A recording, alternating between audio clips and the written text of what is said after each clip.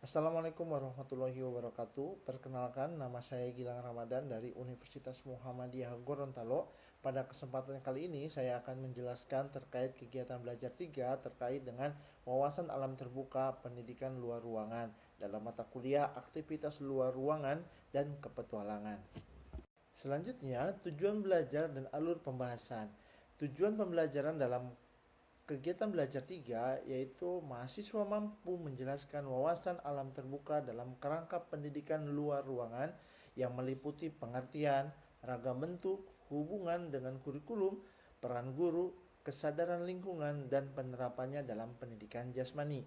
Adapun alur pembahasan yang akan dibahas dalam materi kali ini adalah pertama, pengertian pendidikan luar ruangan, yang kedua, istilah payung dan ragam bentuk, ketiga, kurikulum sekolah dan asesmen, yang keempat, peran guru dan desain pedagogis, kelima, kesadaran lingkungan dan pembelajaran berkelanjutan, dan keenam adalah jenis kegiatan dan dalam pendidikan jasmani. Selanjutnya, pengertian pendidikan luar ruangan. Pendidikan luar ruangan adalah praktik pendidikan yang dirancang secara sadar dengan memanfaatkan lingkungan luar sebagai tempat, sumber, dan konteks pembelajaran. Di sini, mahasiswa harus memahami bahwa pendidikan luar ruangan memiliki 3 poin inti. Yang pertama, memiliki tujuan. Yang kedua, menghadirkan pengalaman dalam proses pembelajaran. Yang ketiga adalah terjadinya refleksi. Intinya, pendidikan luar ruangan bukan sekedar belajar di luar kelas, tetapi belajar melalui pengalaman langsung yang bermakna. Baik, pada slide ini bisa kita lihat bahwa kegiatan pelajaran kulikuler di luar kelas dan juga studi lapangan, perkebunan sekolah, perkemahan, dan pendidikan petualangan yang sering dilakukan di sekolah ini merupakan payung pendidikan luar ruangan, di mana pendidikan luar ruangan sebenarnya mencakup beragam bentuk kegiatan belajar di luar kelas yang memiliki tujuan pendidikan yang jelas. Baik, di sini bisa kita lihat bahwa ragam bentuk pendidikan luar ruangan itu meliputi 5 bidang yang biasa kita temui di sekolah. Yang pertama ada pembelajaran kulikuler di luar kelas. Biasanya ini adalah kegiatan pembelajaran yang dipindah dari kelas ke luar ruangan. Areanya bisa meliputi taman sekolah ataupun lingkungan sekitar. Kemudian yang kedua adalah studi lapangan. Di sini siswa dituntut melakukan observasi langsung terhadap lingkungan sekitar sebagai sumber belajar. Kebun sekolah. Di dalam praktik kebun sekolah, di sini siswa menjadikan alam sebagai arena belajar untuk menumbuhkan rasa tanggung jawab dan kerjasama tim. Kemudian ada perkemahan. Di sini pengalaman hidup bersama antara teman-teman membuat peserta didik menjadi lebih bisa mandiri, disiplin, dan bertanggung jawab. Kelima adalah pendidikan petualangan, di mana kegiatan yang menantang dengan resiko yang terukur melatih kepemimpinan peserta didik dan pemecahan masalah. Jadi, pendidikan luar ruangan tidak terbatas pada kemah atau lintas alam, tetapi dapat hadir dalam berbagai kegiatan di sekolah yang terarah serta bermakna. Baik, selanjutnya adalah peluang pendidikan luar ruangan. Dalam pendidikan jasmani, pendidikan luar ruangan memberikan peluang agar pendidikan jasmani itu bisa lebih hidup, bisa lebih dekat, dan juga bisa lebih bermakna. Ada 4 poin utama dalam pendidikan luar ruangan. Yang pertama adalah ruang belajar dekat. Di sini, guru bisa memanfaatkan halaman sekolah, taman sekolah, jalur berjalan kaki, dan juga lapangan terbuka. Kedua, gerak lebih kontekstual. Peserta didik belajar menyesuaikan gerakan sesuai dengan kondisi yang nyata di lapangan. Kemudian yang ketiga adalah penguatan karakter. Di sini peserta didik akan digodok atau akan ditempa untuk kerjasama, tanggung jawab, kepemimpinan, dan juga komunikasi untuk yang lebih matang. Selanjutnya adalah kesadaran lingkungan. Peserta didik diajak untuk dapat menghargai tempat belajar dan menjaga alam sekitar. Lalu, apa keterkaitan antara pendidikan luar ruangan dengan kurikulum? Nah, di sini ada 4 poin utama di mana ada keterkaitan dari pendidikan luar ruangan dengan kurikulum itu sendiri. Yang pertamanya adalah adanya capaian pembelajaran. Kegiatan luar ruangan harus mendukung kompetensi pendidikan jasmani, sehingga tidak dibenarkan jika pendidikan luar ruangan tidak mendukung capaian pembelajaran. Yang kedua adalah memiliki tujuan yang jelas. Aktivitas dirancang oleh guru bukan sekedar rekreasi semata. Yang ketiga adalah materi dan pengalaman. Di sini siswa diajarkan bagaimana bergerak dengan baik, memiliki kerjasama dengan tim, melakukan pemecahan masalah, serta adanya kepedulian terhadap lingkungan.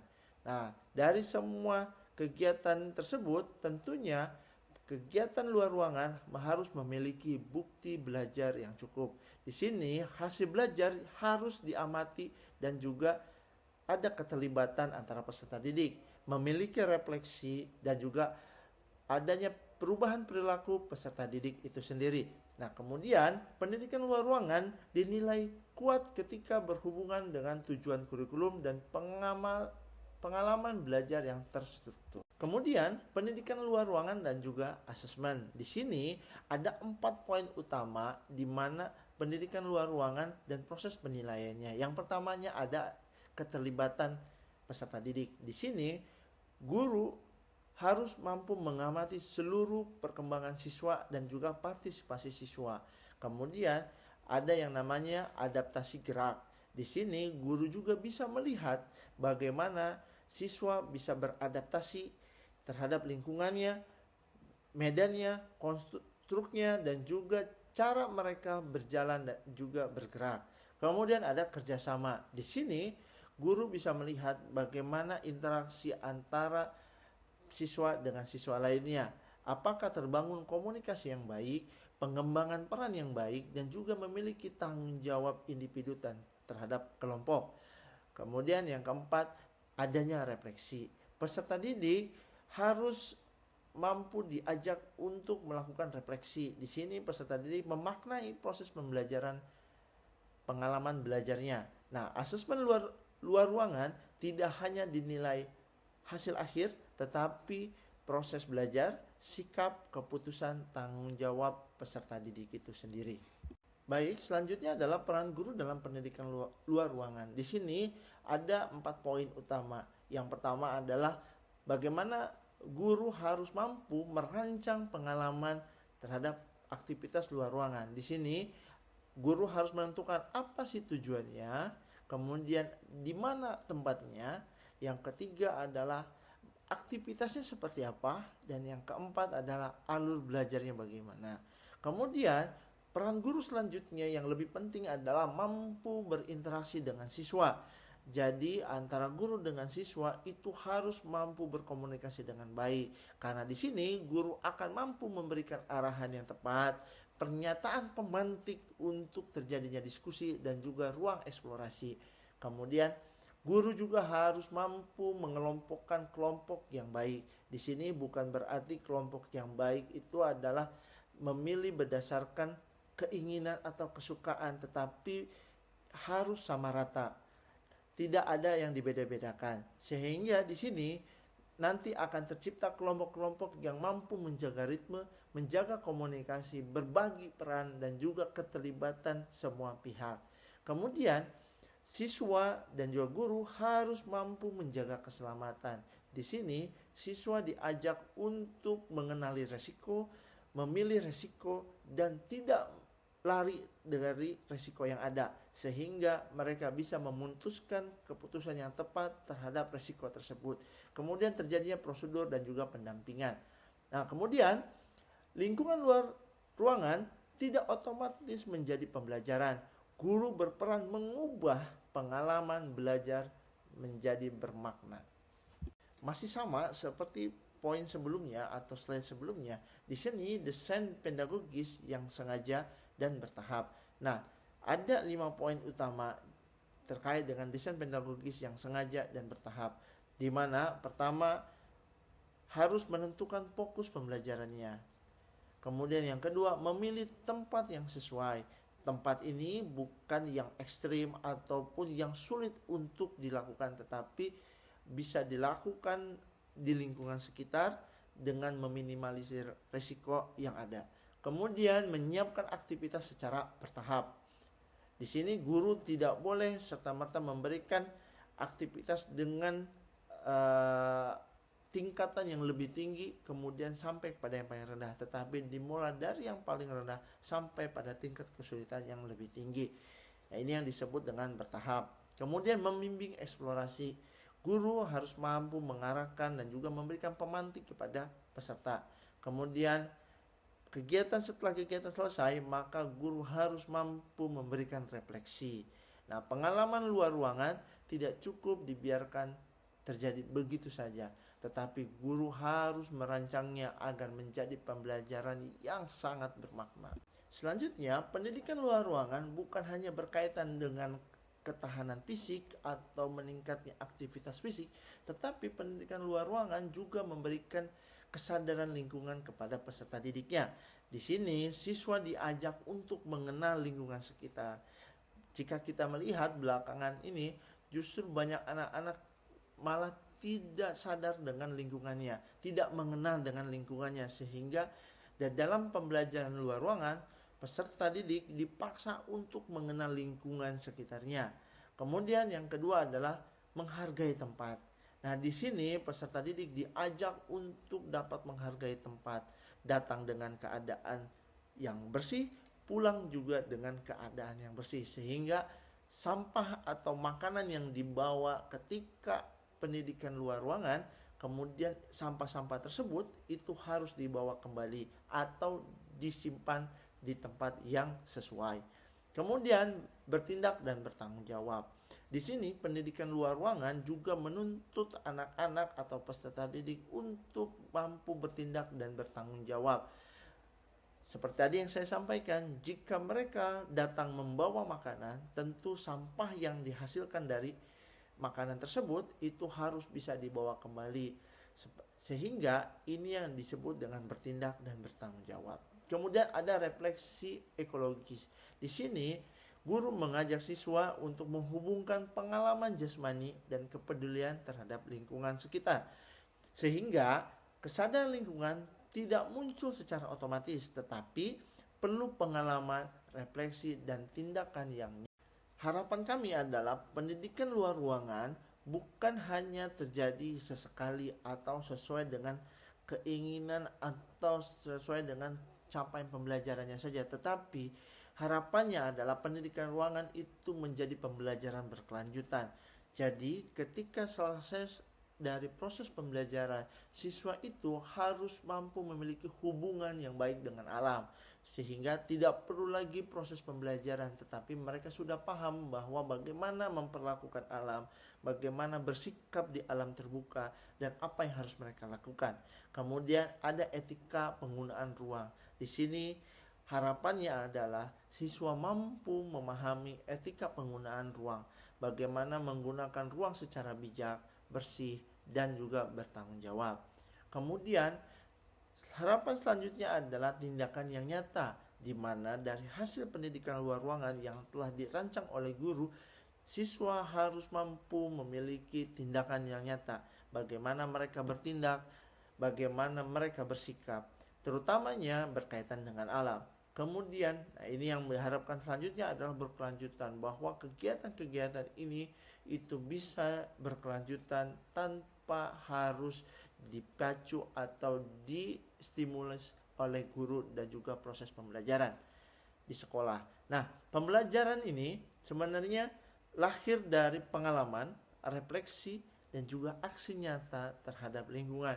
Ini adalah yang kami harapkan, bahwa pembelajaran yang bermakna bukan selesai ketika pembelajaran itu selesai, tetapi pembelajaran bermakna harus bersifat berkelanjutan, sehingga setelah pembelajaran selesai, peserta didik mampu secara mandiri melakukan berbagai kegiatan atau aksi nyata terhadap lingkungannya. Selanjutnya, pendidikan luar ruangan bukan hanya menghubungkan antara siswa dengan alam, tetapi juga bisa membuat jenis-jenis kegiatan untuk pendidikan jasmani. Bisa kita lihat di sini ada 5 poin yang saya sampaikan. Yang pertama adalah pembelajaran gerak berbasis lingkungan. Di sini pembelajaran berbasis lingkungan itu itu Penjas berbasis lingkungan itu bisa menghadirkan banyak sekali kegiatan-kegiatan. Kenapa? Karena di alam terbuka semua obstacle-obstacle yang ada, sehingga peserta didik itu bisa kita ajak untuk melatih koordinasinya, kelincahannya, kecepatannya, bahkan juga koordinasinya. Kemudian yang kedua adalah studi lapangan pendidikan jasmani. Di sini siswa harus mampu melakukan observasi dan juga mengamati karakter ruangan, sehingga dia harus mampu menyesuaikan diri dan beradaptasi dengan lingkungannya. Kemudian yang ketiga adalah permainan kerjasama ruang terbuka. Di sini permainan kerjasama di alam terbuka bisa kita lakukan dengan seluruh peserta didik. Kemudian yang keempat adalah pengalaman luar ruangan terstruktur. Seperti yang sudah kita jabarkan sebelumnya, bahwa proses pembelajaran luar ruangan itu bukan dilakukan tanpa sengaja, tetapi itu harus terstruktur, harus tematik, dan juga kegiatannya harus dilakukan secara bersama-sama. Yang keempat, aktivitas reflektif dan juga tanggung jawab terhadap lingkungan. Setelah kita banyak melakukan aktivitas di ruang terbuka, tentunya kita harus melakukan refleksi dan juga harus memiliki jiwa tanggung jawab terhadap lingkungan sekitar. Sehingga jenis kegiatan luar ruangan dapat sederhana, tetapi harus memiliki tujuan, keselamatan, asesmen, dan juga refleksi yang jelas. Selanjutnya, saya akan mencontohkan rancangan aktivitas luar ruangan. Yang pertama, pilihlah lokasi. Lokasi bisa menggunakan halaman sekolah, taman, atau lapangan terbuka. Yang kedua, memiliki tujuan. Tujuan yang pertama bisa meliputi gerak adaptif, kerjasama, kepedulian terhadap lingkungan. Yang ketiga adalah membuat aktivitas inti. Aktivitas inti bisa berupa navigasi sederhana, pos-pos untuk aktivitas gerak, dan tugas kelompok. Yang ketiga adalah keselamatan. Di sini siswa diajak untuk melakukan cek medan, aturan pendampingan, dan alat apa saja yang digunakan. Kemudian yang kelima, asesmen dan refleksi. Di sini harus adanya observasi perilaku, ada jurnal singkat dari hasil catatan yang dilakukan oleh siswa, dan diskusi bermakna antara guru, siswa, dan teman-temannya. Di sini poin pentingnya adalah rancangan yang baik menghubungkan sebuah tujuan, aktivitas, keselamatan, asesmen, dan refleksi secara bersama-sama. Selanjutnya, setelah kita memahami kegiatan belajar 3, ada 4 poin utama yang bisa kita rangkum dari kegiatan belajar 3 ini. Yang pertama adalah pendidikan luar ruangan adalah praktik pendidikan yang dirancang secara sadar oleh guru untuk peserta didiknya. Yang kedua adalah kegiatannya beragam, dimulai dari kegiatan berkebun di sekolah, kemudian studi lapangan, kelas luar ruangan, perkemahan, dan juga petualangan. Yang ketiga adalah nilainya kuat jika berhubungan dengan kurikulum, asesmen, keselamatan, dan reflektif. Yang keempat, di sini pendidikan luar ruangan juga menumbuhkan gerak pada siswa, sifat bekerjasama, bertanggung jawab, dan kesadaran terhadap lingkungan. Nah, lalu ada pertanyaan yang bisa dijawab oleh teman-teman mahasiswa semua. Di sini adalah bagaimana Anda merancang pendidikan luar ruangan yang bermakna, aman, inklusif, dan juga berkelanjutan dalam pendidikan jasmani. Baik, saya kira itulah yang bisa saya sampaikan terkait kegiatan belajar 3. Terima kasih. Kurang lebihnya saya mohon maaf. Waalaikumsalam warahmatullahi wabarakatuh.